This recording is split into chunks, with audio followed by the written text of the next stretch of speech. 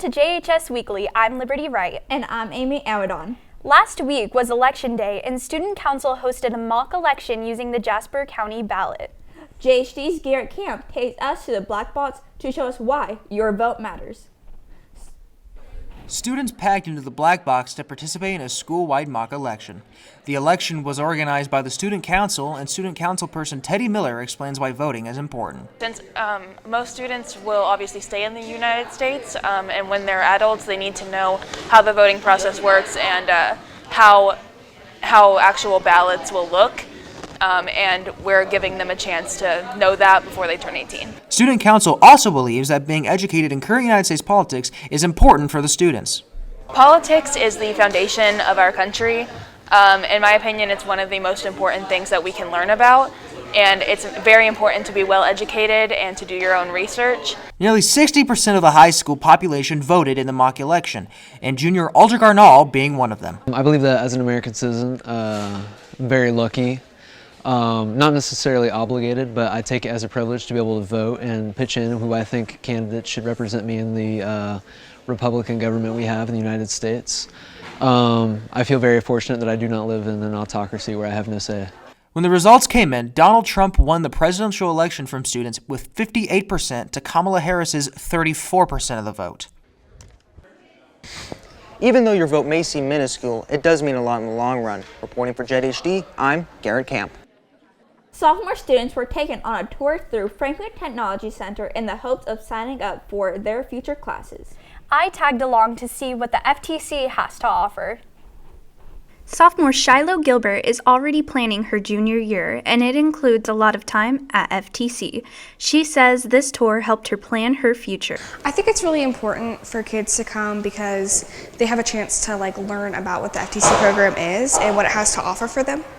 She's interested in going into the nursing field. Personally, I'm interested in going into the CNA program because I want to be a labor and delivery nurse whenever I graduate college. So it's going to be a really good starter for me to get into the medical program and for me to have a area to practice what I want to go into. Casey Dorton is the director of FTC, and she says it's important for the students to see all the different programs that are offered. They get a little hands-on experience, and hopefully they can make a better informed decision when it comes to enrollment time. And she hopes that students find an area they like because they can make a career out of it.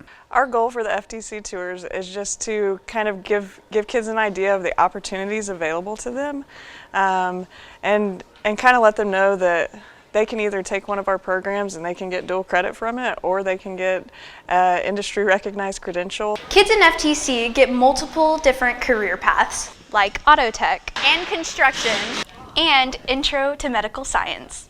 And another Franklin Tech class that you can take is TV productions and broadcasting, which I'm obviously in. Over 200 kids went on the FTC tour today. Reporting for JHD, I'm Liberty Wright.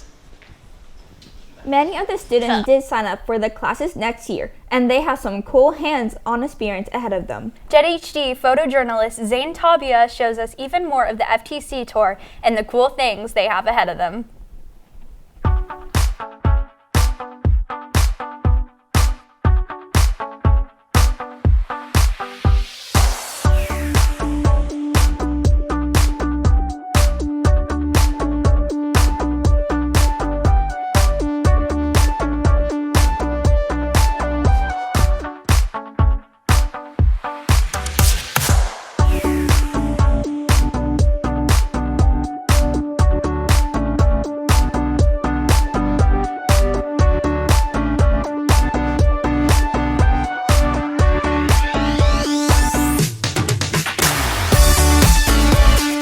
Games such as Super Mario Bros., Fortnite, and Call of Duty were all made by some hard-working video game designers. There's a class at Joplin High School where you can create your own game. I had a chance to visit it. Let's check it out. Hello? Some people play video games in class. This group actually makes them. Stephen Bradfield teaches computer science, and his group of students is learning the basics of video games. The point is becoming familiarized with making avatars or graphics in 8-bit, and then becoming familiar with programming. Each student is creating their own video game, and they're all working on one program. So we use make code, which is block coding, so that you can do a lot of coding and get results very quickly. Making a video game is just one of the many lessons he teaches the students about how to operate a computer. The class is actually about computer science. So with computer science, there is so much more. Like there's databases underneath water, networks, like what the last mile is. Getting these video games are allowing students to grow in the programming world. Justin Hune is in the class and he's learning how long it takes to create a game. Usually game design takes more than like a couple of months, let alone to like big AA games like Persona 5, Devil May Cry. Usually it takes about like a few years. But with my game, although it may be a little bit more simplistic with its design and like animation and all of that, it only took about a couple of months. So what is his game about? It's from this really old game that is called Gallia. It's basically like a very old arcade game. Video game designers make $130,000 a year. Reporting for JHD, this is Amy Amadon. So Liberty, what did you think about the video games? I think the video games are very fun. I personally love playing video games at my house. Mr. Douglas's TV production class has been working hard on their music video projects. Let's take a look at their awesome moves. There's nothing like it, not like the way you move. I can't fight it, splitting my mind in two. When disco plays on tune. I was right all along, and you come crying to me, but it's too late. Oh yeah.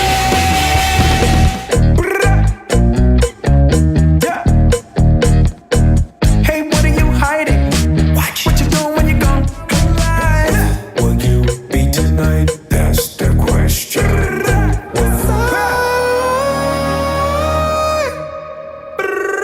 Will you be tonight? For giving who you are, for what you stand and gain. Just sitting in the dark, lying on its side. So forward, so I only see in front of me. Son of a sinner, searching for new to the highway. If you ever wonder why we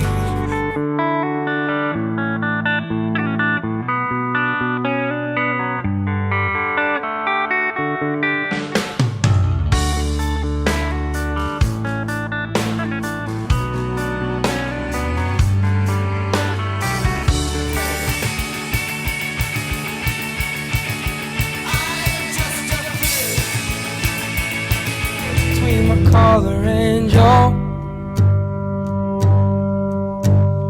I don't know much, but there's no weight at all. It happened so fast, I didn't really know this kid though I survived in class. Maybe this kid was reaching out for love, or maybe for a moment he forgot who he was, or maybe this kid just wanted to be hugged. Whatever it was, I know it's because we are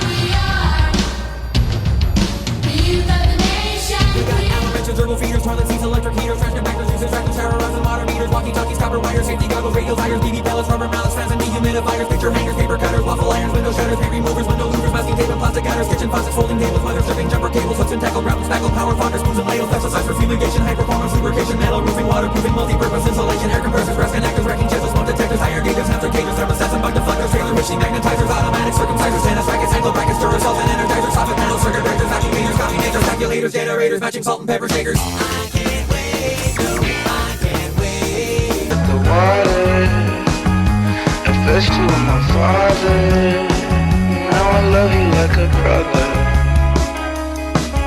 Is it too late now to say sorry? 'Cause I'm missing more than just your body. My life is falling apart. No one will knows if I disappear. Face up 'cause you're a natural. I beat it hard as stone. You gotta be so cold. You're just one click away, click away, click away from something. It might seem crazy what I'm about to say. Sunshine, she's here.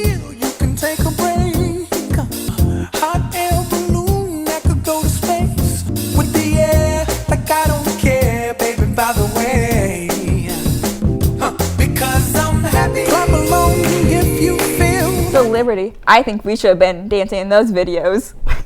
Trust me, Amy, no one would want to see my rusty dance moves. The graphic production class makes a surprising amount of the decor around JHS, but you would be surprised to hear how small the class is. Reporter Dennis Bateman takes us to the Franklin Technology Center to highlight the class. Down in the G1 hallway lies one of the smallest classes in the school. Jeremy Finley runs the graphic production class, and you'll be surprised to hear how many students are enrolled. Right now there's only 3 students, which I'm surprised. It's a very popular class. It's a very chill class. The class makes everything from plaques, cups, stickers, and more. So basically we treat this class like a business, and we get business from all over the school district. You know, we do retirement plaques for all the retirees in the district, which ends up being quite a bit of work, you know, towards the end of the year. We do business with places like the coffee shop and Mrs. DeWell and Coach Linden. We do stickers for a lot of sport and athletic teams as well. Escher Ledford is a JHS senior who's one of the 3 students in the class, and he tells us what keeps him hooked. It's very relaxed, and it's not very rushy. Whenever we have to do something, we can take as much time as we need to do it, and it's just fun to make stuff in here too. You've probably seen this sticker and other ones similar to it around the school. These were all made by the graphic production class, and they're always looking for new students. This has been Dennis Bateman reporting for JHG. I didn't realize how much hard work actually went into that class. Yeah, I didn't either. I think the robot idea is really cool. Speaking of robots, they are taking over Franklin Technology Center. JHD reporter Ethan Bird shows us what it takes to build the next transformer. Robots are flipping out at Franklin Technology Center. Donald Carey teaches the robotics class and says the students are gearing for an upcoming competition. There is a competition format that we work in, though. It varies from year to year. The publisher of the course is Vex Robotics, and they define a new competition every year. So it stays new, it stays fresh. Some of the tasks they do in the competition includes picking up objects, moving items to a new location, and even launching things in the air. Mr. Carey says the robots are only limited by students' imagination. The robots are not predefined. The students come in and they have a pile of parts that are the same. There is no design for the robot. They see the game format and they build specifically to that game, and we compete in that format. Trevor Berry is a student in the class and says he's excited to build robots. My favorite part is probably just like building the robots, because we haven't really been to a competition yet, so I don't really know what that's like.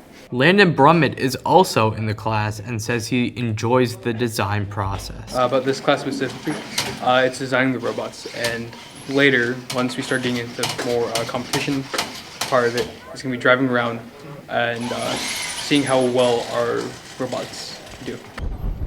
The class is available to juniors and seniors or sophomores who took Intro to Engineering. Reporting for JHG, this is Ethan Bird. Liberty, I want to be a robot. Well, I don't because they don't have feelings. Oh. This has been JHS Weekly. Thanks for watching.